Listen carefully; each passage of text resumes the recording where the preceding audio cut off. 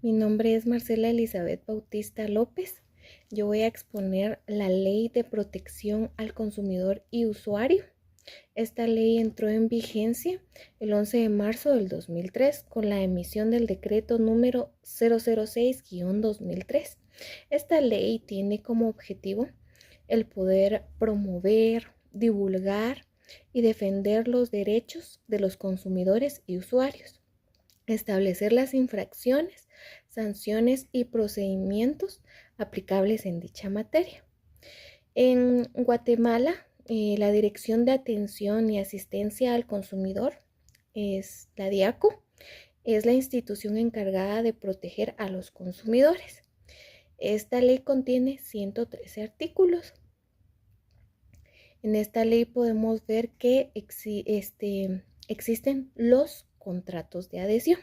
Son los contratos que se manejan. La Ley de Protección al Consumidor y Usuario en Guatemala es regulada por la Dirección de Atención y Asistencia al Consumidor, DIACO, como se los había mencionado, que es una dependencia que es del Ministerio de Economía. La DIACO se encarga de velar por el cumplimiento de la Ley de Protección al Consumidor y Usuario y así también de su reglamento. Entre sus funciones se encuentran promover y asesorar a los consumidores y proveedores, verificar y vigilar, brindar servicios al consumidor.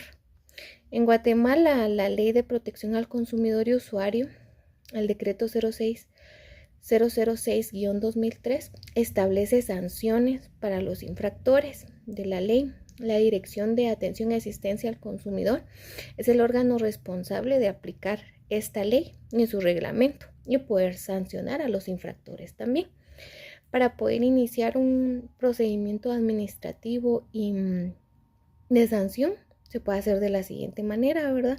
Podemos presentar una queja por parte de un consumidor o usuario, presentar una queja por parte de una organización de consumidores y usuarios, o también iniciar el procedimiento de oficio.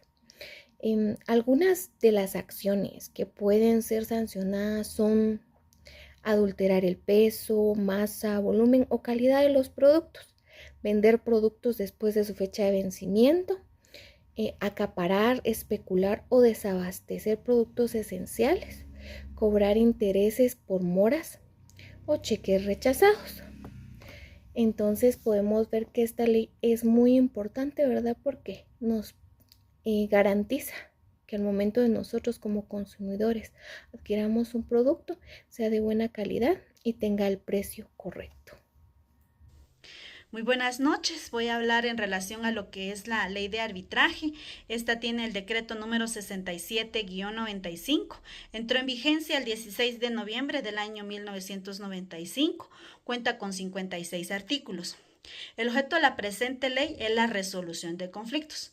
Además, ayuda al descongestionamiento del sistema jurisdiccional y ayuda a que la resolución de los conflictos susceptibles se resuelva de manera eficiente y con celeridad. La institución que norma esta ley está la Cámara de Comercio, el Centro de Arbitraje y Mediación, juzgados y tribunales y la Asociación Empresarial.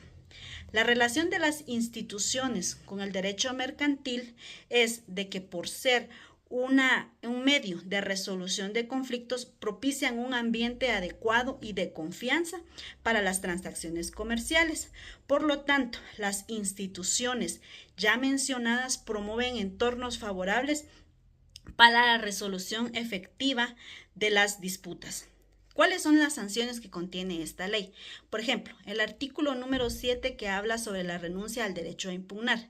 Si una de las partes prosigue con el arbitraje y no ha cumplido con alguna norma que establece la ley y no lo hace dentro del tiempo establecido, se entenderá que ha renunciado y pierde su derecho a impugnar. Este solo es un ejemplo, pero hay muchos más. Sin embargo, el objeto de la presente ley su enfoque principal es la promoción y la regulación del arbitraje como un mecanismo de resolución de conflictos más que la imposición de sanciones. Los aspectos más relevantes de esta ley podemos mencionar uno, que esta regula a nivel nacional e internacional. Esto quiere decir que las personas que tengan versados en los conflictos pueden elegir en qué lugar les conviene más esa resolución. 2. Que los árbitros no se van a regir o no están obligados a poder dar alguna o decidir en base a las normas, sino que lo pueden hacer en base al su según saber y su saber entender. Los contratos que regula esta ley están los contratos civiles y los contratos mercantiles. Por ejemplo, en los contratos civiles está la compraventa, la donación, el contrato de préstamo, y dentro de los mercantiles están las franquicias, los contratos de distribución, la compraventa, de transporte, entre otros. Esto es todo lo que tengo que hablar sobre la ley de arbitraje. Muy buena noche. Hola, ¿qué tal? El día de hoy les voy a hablar acerca del convenio de Berna. Este convenio fue adoptado en el año 1886 y trata de la protección de las obras y los derechos de los autores. Es decir, que le ofrece a poetas, pintores, músicos, etc., la posibilidad de controlar quién usa sus obras y cómo y en qué condiciones. Este convenio ha pasado por varias ratificaciones o modificaciones, por ejemplo, París 1896, Berna en 1914, Roma en 1828, Estocolmo en 1967 y la última enmienda, la cual se llevó en el año 1979. Este convenio pues trata o se fundamenta en 3 principios básicos y contiene ciertas disposiciones que determinan sobre esta protección. Los 3 principios básicos serían el principio del trato nacional, el principio de la protección automática y el principio de la independencia.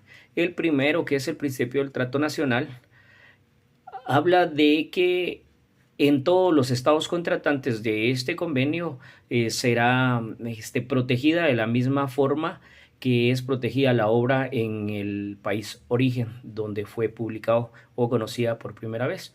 El principio de la protección habla sobre que no necesita cumplir ninguna formalidad para que esta se pueda dar automáticamente.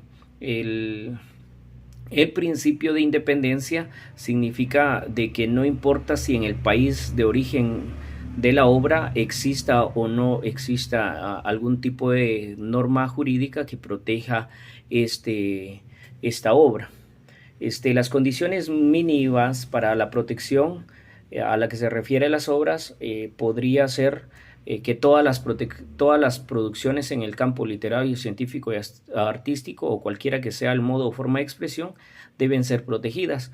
También con algunas sujeciones o ciertas reservas o ciertas limitaciones, hay ciertos derechos que son tutelados en este convenio, como el derecho a traducir, el derecho de realizar adaptaciones y arreglos, el derecho de representar y ejecutar en público, el derecho de recitar en público, entre otros derechos.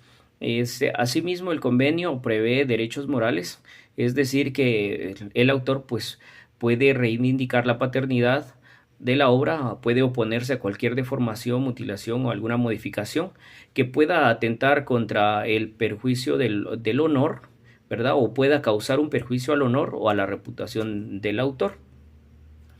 Con respecto a la duración, la protección general se debe conceder en un plazo de 50 años posteriores a la muerte del autor, excepto cuando la obra pues, es seudónima o tiene un seudónimo o es anónima. Esta se protegerá los 50 años a partir de que fue publicada. El convenio también permite ciertas limitaciones o excepciones en materia de derechos económicos, ya que se puede utilizar en algunas formas, como por ejemplo para la educación o en artículos informativos de periódicos o similares, y sin tener que retribuirle al autor cierta cuota económica. También es necesario mencionar que en aspectos comerciales, a partir del acuerdo sobre los aspectos de los derechos de propiedad intelectual, todas los miembros, que sean parte de la Organización Mundial del Comercio están obligados también en velar de esta protección, aún así no sean parte de los países contratantes de este convenio.